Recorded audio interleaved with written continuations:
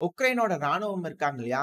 உக்ரைனோட ராணுவ வீரர்கள், உக்ரைனோட commander in chief தற்போதைய கமாண்டர் இன் சீஃப் சமீபத்தில சேஞ்ச் ஆனார் இல்லையா? அலெக்சாண்டர் சிர்ஸ்கி அவர்கள். அவர் பேச்ச கேட்டு நடந்துக்க மாட்டேங்கிறாங்க அப்படிங்கிறது போல, ரஷ்ய தரப்புல அமெரிக்காவோட முன்னாள் அனலிஸ்ட் இருப்பார்ல, சிஐஏவோட அனலிஸ்ட் அவர் தரப்புலேருந்து ஸ்டேட்மெண்ட்ஸ் வந்திருக்கிறதா சொல்லப்பட்டு வருது. செய்திகள்லாம் வந்துட்டு இருக்கு. இதத்தான் நம்ம முன்னாடியே பார்த்தோம். இந்த செஸ்வியார்ல வந்து 67வது பிரிகேட் கொஞ்சம் போப்பா அப்படிங்கிறது போல அவங்க பாட்டுக்கு இவாக்குவேட் ஆகி வந்துட்டாங்க. எல்லா பொருளையும் போட்டது போட்டபடி விட்டுட்டு. சமீபத்துல நம்ம ஒரு செய்திகள் கேள்விப்பட்டிருந்தோம். நம்ம சேனல்ல கூட பார்த்திருந்தோம். உமான்ஸ்க் பகுதியிலிருந்து 25வது ஏர் அசால்ட் பிரிகேட், ஏர்மேன் பிரிகேடுக்கு இருக்கக்கூடிய 200 வீரர்கள் நாங்க வந்து சரணடைஞ்சுக்கிறோம்னு போய் ரஷ்யா கிட்ட சரணடைஞ்சாங்க இல்லையா? ஸோ அவங்க வந்து ஆட்டோமேட்டிக்கா போய் ரஷ்யா கிட்ட சரணடைஞ்சுட்டாங்க. இப்ப அடுத்தது நம்ம யார கேள்விப்பட்டோம்? 115வது மெக்கனைஸ்ட் பிரிகேட் எந்த இடத்துல? ஆர்ச்சர் ஸோ ஆர்ச்சர் ட்ரெயினியால இருக்கக்கூடிய பிரிகேடு வந்து பார்த்தீங்கன்னா, அசால்ட்டா பின்வாங்கிட்டாங்க. ஸோ அதனால தான் இப்ப இந்த அளவுக்கு வந்து பார்த்தீங்கன்னா, ஆர்ச்சர் ட்ரெயினியாவ முழுவதும் வந்து ரஷ்ய வீரர்கள் கைப்பற்றிட்டாங்க அப்படிங்கிறது போல பார்த்தோம். இப்ப அத சமாளிக்கிறதுக்காக 47வது மெக்கானிசம் பிரிகேட அங்க கொண்டு வந்தாங்கன்னு பார்த்தோம் இல்லையா? சரி அவங்க வந்து ஏன் ஒண்ணுமே நடக்கல ப்ராக்ரஸ் ரஷ்ய வீரர்கள கட்டுப்படுத்த முடியலையான்னு கேட்டீங்கன்னா, ரஷ்யா ஆர்ச்சர் ட்ரெயினியாவ முழுவதும் அவங்க கட்டுப்பாட்டுக்குள்ள எடுத்துட்டாங்க. எடுத்தது மட்டும் இல்லாம, அந்த இடத்துல கிளியரிங் ஆப்பரேஷன்ல நடந்துட்டு இருக்கு. உக்ரைனோட சோர்ஸ் தரப்புல இருந்து பெரும்பான்மையான பகுதி ரஷ்யாவோட கட்டுப்பாட்டுக்குள்ள வந்துருச்சுன்னு காமிச்சுட்டாங்க. அந்த இடத்துல அஃபென்சிவ் ஆப்பரேஷன் பண்றதுக்காக 47வது பிரிகேட் வந்து அந்த இடத்துக்கு போகவே இல்ல. மெக்கானைஸ்ட் பிரிகேட் போமாட்டோம் அப்படின்ட்டாங்க. சரி ஏன் இப்ப அந்த 47வது மெக்கானைஸ்ட் பிரிகேட் போமாட்டேங்கிறாங்க அப்படின்றது போல கேட்டீங்கன்னா, எங்கள பார்த்தா உங்களுக்கு எப்படி தெரியுது? என்ன அக்ரீமெண்ட் போட்டிருக்கோம் நம்ம? நாங்க இங்க சண்டைக்கு வந்து 1 வருஷம் ஆச்சு. எங்க ரொட்டேஷன்? நாங்க இங்கருந்து வெளிய கிளம்புறோம். எங்களுக்கு மாற்றா ஒரு ஆள கொண்டு வாங்க அப்படிங்கிறதோட 47வது மெக்கானிஸ்ட் பிரிகேட் கொடி ஏத்திட்டாங்க. ஸோ அவங்க கொடி பிடிச்ச உடனே இப்ப என்னாச்சு? என்ன பண்றது? ஏது பண்றதுன்னு தெரியல. வேற ஒரு மெக்கானிஸ்ட் பிரிகேடு அது பேரு இன்னும் குறிப்பிடப்படல. வேற ஒரு மெக்கானிஸ்ட் பிரிகேட வந்து ரீப்ளேஸ் பண்ணலாம் அப்படிங்கிறது போல உக்ரைன் தரப்புல யோசிச்சிருக்காங்க. அந்த பிரிகேட் கிட்ட கேட்டதுக்கு முடியாது, முடியாது. நாங்களே போல. நாங்க இங்க இருக்கிற லைன டிஃபெண்ட் பண்றோமப்பா அப்படிங்கிறது போல நோவோசில்க் அலெக்சாண்ட்ரியா அதாவது இந்த ஆர்ச்சர் ட்ரெயினியாக்கு கொஞ்சம் மேல வந்து பார்த்தீங்கன்னா, ஒரு செட்டில்மெண்ட் இருக்கு. அந்த செட்டில்மெண்ட்ல இருக்கிறோம் அப்படிங்கிறதெல்லாம் சொல்லியிருந்தாங்க. ஸோ அவங்களும் ரெஸ்பாண்ட் பண்ண மறுத்ததுனால தான், இங்க இருக்கக்கூடிய ஆர்ச்சர் ட்ரெயினியாவும் முழுவதும் ரஷ்யா அவங்க கட்டுப்பாட்டுக்குள்ள எடுத்துட்டாங்க அப்படிங்கிறதோட சொல்லப்பட்டு வருது. ஸோ இந்த செய்திகள்லாம் வச்சு பார்க்கும்போது ஆட்டோமேட்டிக்கா நம்மளுக்கு ஒரு விஷயம் தெரியுது. உக்ரைன்ல இருக்கக்கூடிய ராணுவ வீரர்கள் சிர்ஸ்கி அவர்கள் பேச்ச கேட்க மாட்டேங்கிறாங்க. ஒருத்தவங்க பின்னாடி ஒருத்தங்க இந்த மிலிட்டரி கூப் நடக்க ஆரம்பிச்சிருக்கு. ராணுவ வீரர்கள்லாம் நமக்கு முடியாதுன்னு கொடி பிடிக்க ஆரம்பிச்சுட்டாங்க அப்படிங்கிறத புரிஞ்சுக்க முடியுது. இப்ப இதே போல ஒரு சூழல் தான் கிருஷ்ணோஹரிவ்காலயும் நடந்திருக்கு அப்படிங்கிறதோட சொல்லப்பட்டு வருது. இந்த கிருஷ்ணோஹரிவ்கால வந்து பார்த்தீங்கன்னா, உக்ரைனோட 109வது டெரிட்டோரியல் டிஃபென்ஸ் பிரிகேட். இந்த அதே ஆப்போசிட்ல ரஷ்யால இருந்து பார்த்தீங்கன்னா, 5த் மெக்கானிசம் பிரிகேட். ஸோ இவங்க 2 பேரும் தான் இந்த இடத்துல வச்சுக்கலாம்ப்பா சண்டை அப்படிங்கிறது போல 2 பேர் ரெடியா இருந்துக்கிறாங்க. அந்த சமயத்துல வந்து பார்த்தீங்கன்னா, இந்த பிரிகேட் பின்வாங்கணும் அப்படிங்கிற எண்ணம் கிடையாது. பட் ஆனா அவங்களால சமாளிக்க முடியல. எப்படி அப்படின்னா, இப்போ ஒரு வீடியோ பதிவு லோட் ஆயிருக்கும். ஆக்சுவலா இந்த வீடியோ பதிவுலாம் நான் டெலகிராம் சேனல்ல ஏப்ரல் 18ஆம் தேதியே போட்டுட்டேன். நீங்க கூட கேப்ஷன் போடல அப்படின்றது போல கேட்டிருந்தீங்களே. ஆக்சுவலா ஒருத்தன் தான் இருக்கேன். அதனால வீடியோ பதிவுகள் தினமும் ரெக்கார்ட் பண்ணி, எடிட்டிங் பண்ணி போடுறதுக்கு அதுக்கே ரொம்ப டைம் ஆயிருது.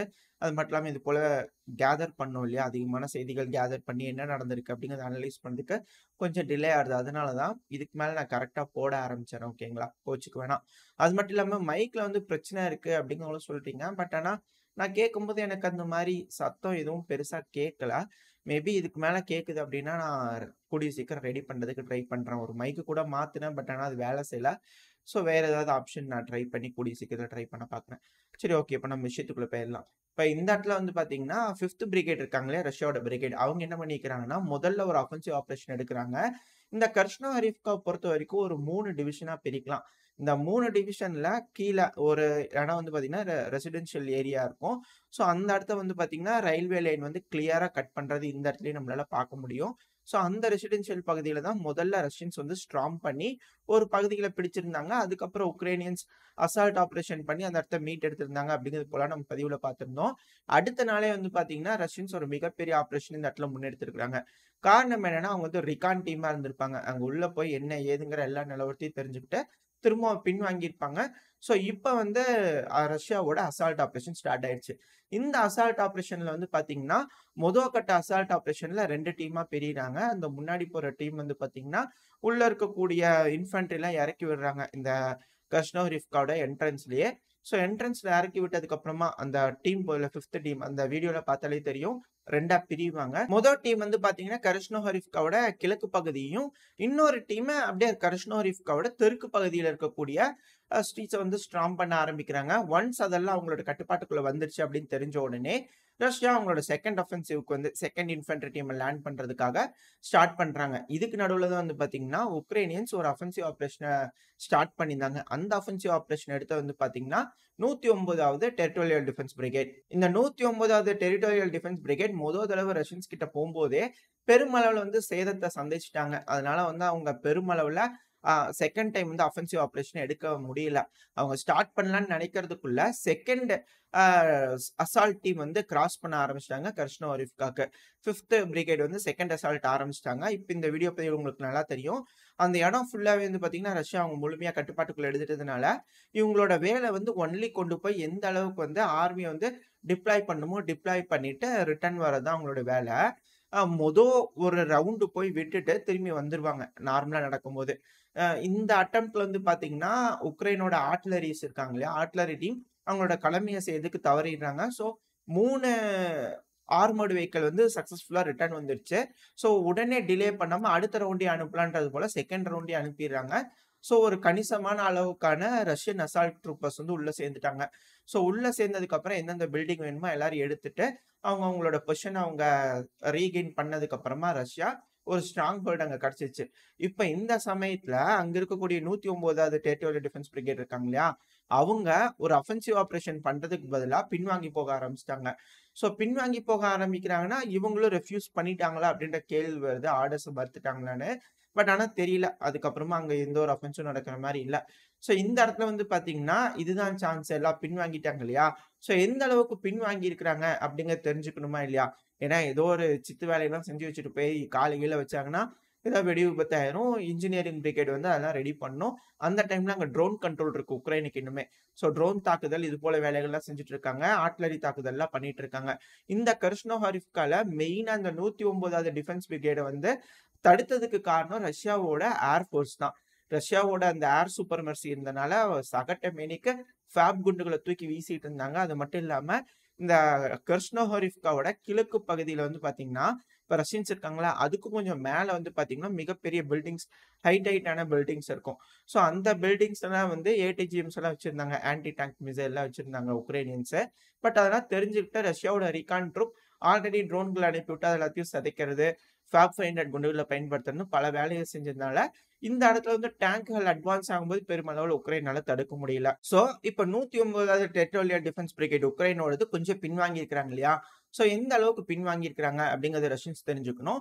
அதிக அளவுல இன்ஃபென்ட்ரி வந்து இழக்க முடியாது. அதனால தான் இப்ப ரஷ்யா அவங்களோட சீட் கோட போடுறாங்க. அதாங்க இந்த ஜிடிஎல்லாம் ஆஸ்பிரின் போட்டோம்னா ஹெல்த் வரும் இல்லையா? அது போல சீட் கோட போடுற மாரி ரஷ்யா ஒரு சீட் கோட போட்டிருக்காங்க. அதுதான் டர்ட்டில் டேங்க். திரும்ப உள்ள களமிறக்கி இருக்கிறாங்க.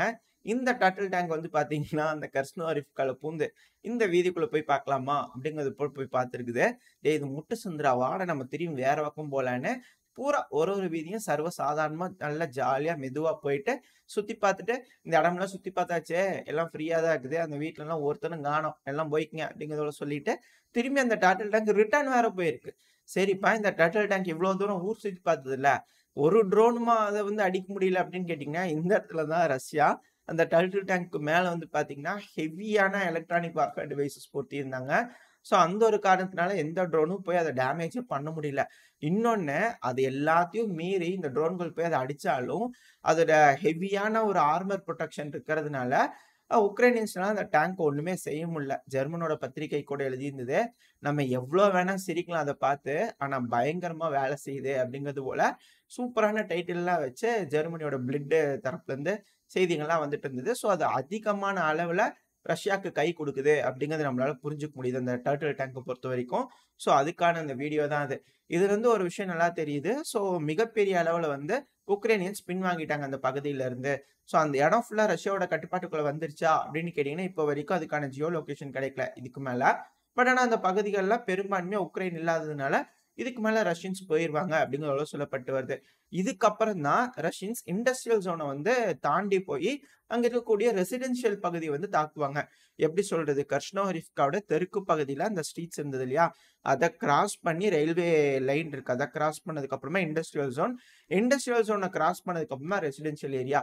இதுதான் மிகப்பெரிய சவாலா இருக்க போகுது ரஷ்யன்ஸ்க்கு. ஸோ இதுக்கு மேல இந்த கர்ஷ்னோஹரிஃப்காவ பிடிக்கிறதுக்கு ரஷ்யா கிட்ட என்னென்ன வழிகள்லாம் இருக்கு? அதாவது இந்த கர்ஷ்னோஹரிஃப்காவ ஸ்ட்ராங் பண்றது ஒரு ஆப்ஷன். ரஷ்யா அத சக்சஸ்ஃபுல்லா அவங்களோட ஃபுட் ஹோல்ட அங்க கர்ஷ்னோஹரிஃப்கால வச்சுட்டாங்க. நல்லா ஸ்ட்ராங்கா இருக்காங்க. இப்ப அடுத்தது வந்து பாத்தீங்கன்னா, இந்த கர்ஷ்னோஹரிஃப்காவுக்கும் மேல பிரியோமிஸ்கி. இந்த பிரியோமிஸ்கி செட்டில்மெண்ட் கம்ப்ளீட்டா ரஷ்யாவோட கட்டுப்பாட்டுக்குள்ள வந்துருச்சு. இது ப்ரோ உக்ரைனியன் சோர்ஸ் தரப்புலயே சொல்லிட்டாங்க. இப்ப இந்த மேப்ப பாத்தீங்கன்னாலே உங்களுக்கு தெரியும். இந்த பிரியோமிஸ்கிக்கு மேல வந்து நித்தைலோவ்.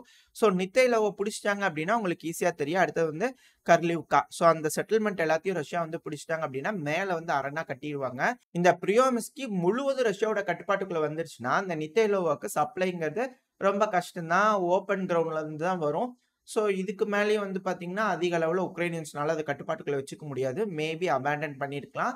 இல்ல ரஷ்யா அவங்க கட்டுப்பாட்டுக்குள்ள எடுத்திருக்கலாம். அதுதான் இருக்கக்கூடிய அங்க சூழ்நிலை. அத பார்த்தாலே தெரியுது. ஏன்னா இந்த பிரியோமிஸ்கிக்கு கீழ வந்து பார்த்தீங்கன்னா, அந்த சிட்டி அந்த செட்டில்மென்ட்க்கு கீழயே வந்து பார்த்தீங்கன்னா, சண்டை நடக்கிற மாரி ப்ரோ உக்ரைனியன் சோர்ஸ் தரப்புலருந்தே காமிச்சிருக்காங்க. ஸோ அந்த இடத்துல ஒரு சின்ன சின்ன ட்ரென்ச் லைன் இருக்கு. உக்ரைனோட மிகப்பெரிய ட்ரென்ச் லைன்ஸ்லாம் அங்க இருக்கு. ஸோ அந்த இடத்துல வந்து சண்டை நடந்துட்டு இருக்கலாம். இல்ல அங்க இருக்கக்கூடிய உக்ரைனோட வீரர்களோட பேச்சுவார்த்தை நடத்திட்டு இருக்கலாம். ஸோ இது எல்லாத்தையும் ரஷ்ய வீரர்கள் பிடிச்சிட்டாங்க அப்படின்னா, இந்த கர்ஷ்னோரிவ்காக்கும் ரொம்ப கீழ கர்ஷ்னோரிவ்காவோட தெற்கு பகுதியில பார்த்தீங்கன்னா, மிரியங்காக்கு மேல வந்து பார்த்தீங்கன்னா ஹெக்ரோவிவ்கா. இந்த ஹெக்ரோவிவ்காலயும் ரஷ்ய வீரர்கள் கால் எடுத்து வச்சுட்டாங்க. அந்த ஸ்ட்ரீட்ஸ் எல்லாமே முன்னாடி இருக்கக்கூடிய ஸ்ட்ரீட்ஸ் எல்லாமே ரஷ்யாவோட கட்டுப்பாட்டுக்குள்ள வந்துருச்சு அப்படிங்கிறத சொல்லப்பட்டு வருது. இத உக்ரைனோட சோர்சஸே வந்து பாத்தீங்கன்னா கன்ஃபார்ம் பண்ணியிருக்காங்க. டீப் ஸ்டேட் மேப்லயே அப்டேட் நடந்திருக்கு. ஸோ அத பார்க்கும்போது நம்மளுக்கு நல்லா தெரியுது. இப்படி ஃபுல்லா கட்டுப்பாட்டுக்குள்ள எடுக்கும்போது இந்த கர்ஷ்னோவர்காக்கு ஒரே ஒரு சப்ளை லைன் தான் இருக்கும்.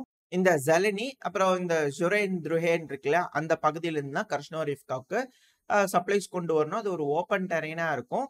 ரஷ்ய வீரர்கள் இந்த கர்ஷ்னோரிவ்காவோட தெற்கு பகுதி முழுவதும் கட்டுப்பாட்டுக்குள்ள எடுக்கிறதுனால, இந்த கர்ஷ்னோரிவ்காவோட தெற்கு பகுதியில இருக்கக்கூடிய அந்த ஸ்ட்ரீட்ஸ்லாம் கட்டுப்பாட்டுக்குள்ள எடுக்கிறதுனால, கர்ஷ்னோரிவ்காவ சுத்தி வந்து அட்டாக் பண்ற மாரி இருக்கும். 2வது இந்த கர்ஷ்னோரிவ்காவோட ரயில்வே லைனுக்கு அந்த பக்கத்திலேயே ரஷ்ய வீரர்கள் இருக்கிறாங்க இல்லையா? ஸோ இது போல மிக பெரும்பான்மையான பகுதி ரஷ்ய வீரர்களோட கட்டுப்பாட்டுக்குள்ள இருக்கிறதுனால, பக்கவாட்டு தாக்குதல் பண்றதுனால அந்த இருக்கக்கூடிய ஒரே ஒரு சப்ளை லைன் கூட ஆர்ட்டிலரி சப்போர்ட், மோட்டார் சப்போர்ட், 2வது ட்ரோன் கண்ட்ரோல்குள்ள தான் அது எல்லாமே வந்துரும். ஸோ அதுக்கப்புறமா அந்த இடத்துல வந்து சப்ளைஸ் கொண்டு வரதுங்கிறது ரொம்ப கஷ்டமா இருக்கும். கூடிய சீக்கிரத்துல இந்த பகுதியிலிருந்தும் உக்ரைனோட வீரர்கள் பின்வாங்கிடுவாங்க அப்படிங்கிறத சொல்லப்பட்டு வருது. இதுதான் இந்த கர்ஷ்னோரிவ்காவோட கண்டிஷன். அந்த டர்ட்டில் டேங்கோட வீடியோக்கு பின்னாடி இருக்கக்கூடிய விஷயங்கள்.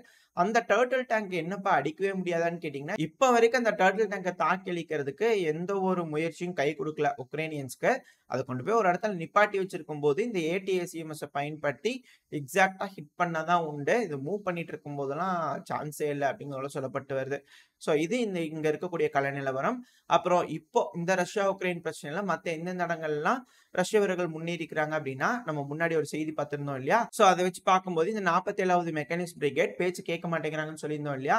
ஸோ அத வச்சு நம்மளுக்கு தெரிஞ்சுக்கலாம். இப்ப இருக்கக்கூடிய அப்கிரேட் எப்படி நடந்திருக்கும் அப்படின்றது போல. இந்த செமின்கிகா இருக்கு இல்லையா? அது முழுவதும் ரஷ்யாவோட கட்டுப்பாட்டுக்குள்ள வந்துருச்சு. பெர்பச்சியும் முழுவதும் ரஷ்யாவோட கட்டுப்பாட்டுக்குள்ள வந்துருச்சு. மேல இருக்கக்கூடிய நொவோ பக்முட்காவும் ரஷ்யாவோட கட்டுப்பாட்டுக்குள்ள வந்துருச்சு. இது எல்லாத்துக்கும் மேல இந்த சொலோவியோவ் இருக்கு இல்லையா? அதோட ஸ்ட்ரீட்ஸ்ல ரஷ்ய வீரர்கள் என்டர் ஆயிட்டதா சொல்லப்பட்டு வருது. இந்த பெர்பச்சி, சென்கிவிகாலாம் ஆல்ரெடி ரஷ்யாவோட கட்டுப்பாட்டுக்குள்ள வந்துருச்சுன்னு உக்ரைனோட சோர்ஸே கன்ஃபார்ம் பண்ணிட்டாங்க. 2வது இந்த மேப்ல டீப் ஸ்டேட் மேப்ல பாத்தீங்கன்னாலே அப்டேட்ஸ் நடந்திருக்கு. இது எல்லாம் கூட பரவாயில்ல. இப்ப உக்ரைனுக்கு மிகப்பெரிய பிரச்சனையே இந்த நுவோசில்க் அலெக்சாண்ட்ரியா இருக்குல்ல, அதாவது இந்த ஆச்சரியட்ரேனியாக்கு கொஞ்சம் மேல இருக்கக்கூடிய ஒரு செட்டில்மெண்ட். இந்த செட்டில்மெண்ட்ல இருக்கக்கூடிய உக்ரைனியன் பிரிகேட்ஸ்லாம் காலி பண்ணி போயிட்டாங்க அப்படிங்கிறத சொல்லப்பட்டு வருது. இது உண்மையா இருக்கும் பட்சத்துல ஆச்சரியட்ரேனியால இருந்து கூடிய விரைவில் அந்த நுவோசில்க் அலெக்சாண்ட்ரியாவை நோக்கி ரஷ்ய வீரர்கள் போக ஆரம்பிச்சிடுவாங்க. ஆனா சில அனலிஸ்ட்லாம் என்ன சொல்லிட்டு இருக்காங்கன்னா, இத பார்க்கறதுக்கு ஏதோ ட்ராப் மாரி இருக்கு. அதாவது ஏன் வந்து உக்ரைனியன்ஸ் எவ்வளவு சீக்கிரமா வந்து பின்வாங்குறாங்க. இந்த ஆச்சரியட்ரேனியாவும் அதுக்கு பக்கத்துல இருக்கக்கூடிய பல செட்டில்மெண்ட்ஸ், அதாவது குறிப்பா வந்து பார்த்தீங்கன்னா, கெரமி இது போல செட்டில்மெண்ட்ஸ் எல்லாமே ரஷ்யா அவங்க கட்டுப்பாட்டுக்குள்ள எடுத்தா மட்டும் தான், இங்க ஒரு ஸ்டேபிளான ஃபுட் ஹோல்ட் ரஷ்யாக்குள்ள இருக்கும். இத விட்டுட்டு அவசரப்பட்டு அந்த நோவோசில்க் அலெக்சாண்ட்ரியாக்கு போனாங்கன்னா, சுத்தி வளைக்கிறதுக்கு வாய்ப்புகள் அதிகம் அப்படிங்கிறதோட சொல்லப்பட்டு வருது. அப்படியா என்ன அப்படிங்கிறத பொறுத்திருந்து பார்ப்போம். இது போல விஷயங்கள்லாம் இந்த ரஷ்யா உக்ரைன் பிரச்சனையில நடந்துகிட்டு இருக்கு. இதோட இந்த பதிவு நான் முடிச்சுக்குவோம். இந்த பதிவு நல்லா இருந்திருக்கும்ன்ற நம்பிக்கையில அடுத்த பதிவுல உங்களை சந்திக்கிறேன். அது வரைக்கும் ஸ்டே சேஃப். By by.